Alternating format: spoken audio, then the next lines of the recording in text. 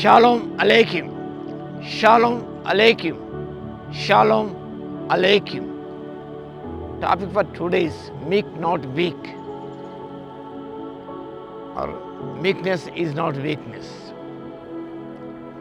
The text is from the Gospel according in Matthew chapter 5, verse 5. పరిశుద్ధ మత్తయి రాసిన సువార్త 5వ అధ్యాయము 5వ వచనం. సాత్వికులు ధన్యులు, వారు భూలోకమును స్వతంత్రించుకొందురు. Blessed are the meek, for they shall inherit the earth. Meek, not weak. Most people consider meekness to be a weakness.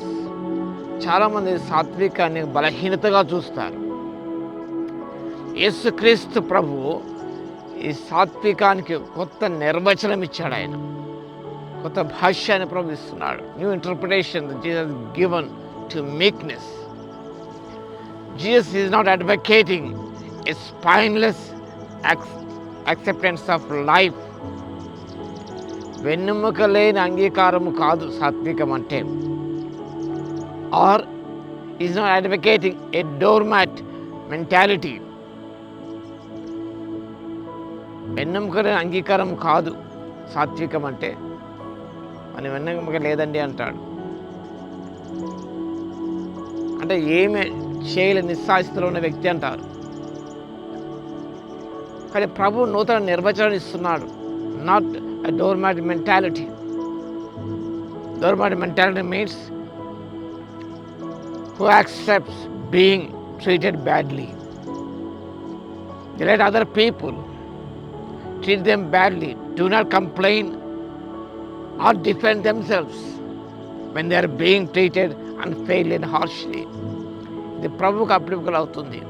డోర్మాట్ mentality means ఇతరులు నిందిస్తున్నా బాధిస్తున్నా కూడా ఎలాంటి ఫిర్యాదు చేయకుండా, ఎదురు తిరగకుండా, అన్యాయపు తీర్పు పొందినా కూడా, అన్యాయతనం జరుగుతున్నప్పుడు కూడా వాటిని సహించడం అనేది, ఓర్చుకోవడం అనేది. They let other people treat them badly.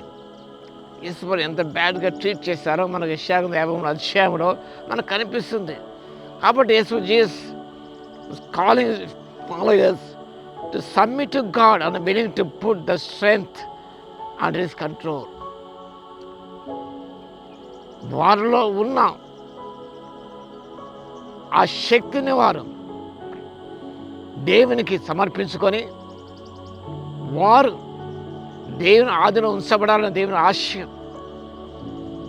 This calling followers to submit to God. దేవునికి లోబడాలి. I willing to put this strength under his control.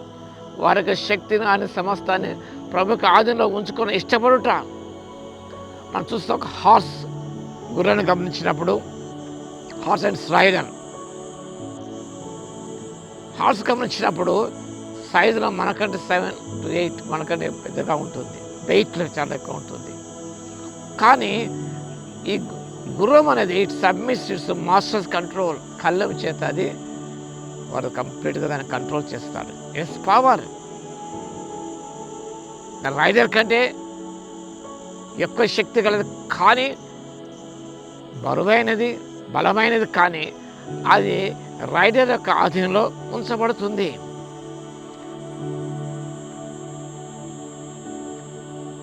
తన రైడర్ ఇలాంటి సూచించిన వెంటనే అది పాటిస్తుంది.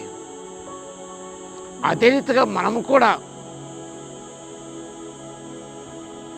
మనలో శక్తి సామర్థ్యాలను కూడా దేవుని యొక్క ఆత్మ ఆధీనంలో ఉంచబడి నడిపించబడి, being controlled by the holy spirit in every aspect of our life. మన జీవితంలో ప్రతి కోణంలో కూడా మన యొక్క భావోద్రేకాలను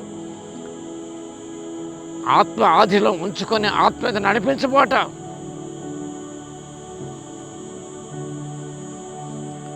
కాబట్టి యేసుక్రీస్తు ప్రభు విషయాన్ని మనకు ప్రబోధిస్తున్నాడు. Jesus submitted his power to his father. Reference రాసుకోవచ్చు మీరు. యోహాను సువార్త 5వ అధ్యాయం 30వ వచనం, 6వ అధ్యాయం 38వ వచనం, హెబ్రీ 10:9లో యేసుక్రీస్తు ప్రభు తన శక్తిని సంపూర్ణంగా తండ్రికి ఆధీనంలో ఉంచుకున్నాడు. తన చింతాన్ని తండ్రి ఆధీనంలో ఉంచుకున్నాడు.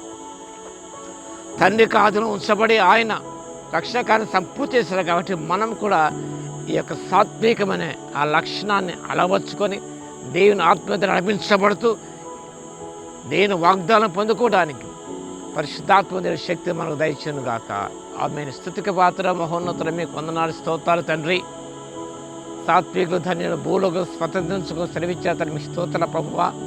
ఇతరులను బాధిస్తున్నా వేధిస్తున్న తండ్రి, నేను రిటాలియేట్ కాకుండా ప్రభువ, ఎదురు తిరగకుండా తండ్రి, మీకు లోపరుచుకునే తండ్రి, నీ ఆత్మ నడిపించబడే కృపను ఎవరందరూ స్తుతి స్తోత్రాలు చెల్లిస్తూ ఘనమైన మీ నామను కొనియాడుకుంటూ యేసుక్రీస్తు పరిశుద్ధ నామములో ప్రార్థించి వేడుకొస్తున్నాము తండ్రి. ఆమేన్.